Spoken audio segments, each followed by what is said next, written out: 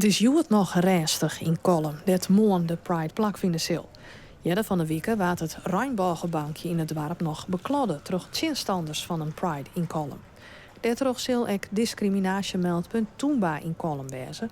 Onder andere terug te geren met dwarpsbelang deze hashtag zichtbaar te maken. Wij zouden graag willen dat we daarmee in gesprek gaan. Dat we elkaar de ruimte geven om de meningen met elkaar te delen, kennis met elkaar te delen en dan de mening inkleuren. Net als met de hashtag. Op social media wordt drokke speculeren dat er mensen naar Kolm komen willen om onrust te veroorzaken bij de Pride. Ja, natuurlijk. Wij prepareren ons erop. Het is net de eerste keer dat wij te krijgen hebben met demonstraties over een maatschappelijk thema wat in Nederland nogal libbert.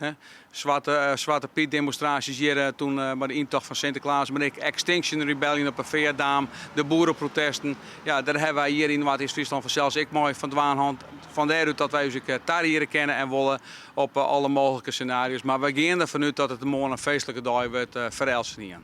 Ek Antolovic is net bevast benauwd voor rellen. Ze beklamt vooral het belang van de Pride. Het is zeker belangrijk dat een Pride plaatsvindt, omdat de gemeenschap, de LHBT+ gemeenschap, daar behoefte aan heeft. En waarom is een feest belangrijk? Dat is om je goed te voelen, om je te laten zien en om verbinding te slaan. Burgemeester Kramer is morgen persoonlijk aanwezig in Kolm. Dat doet er vooral om eeg te houden op de iepenbieren veiligheid.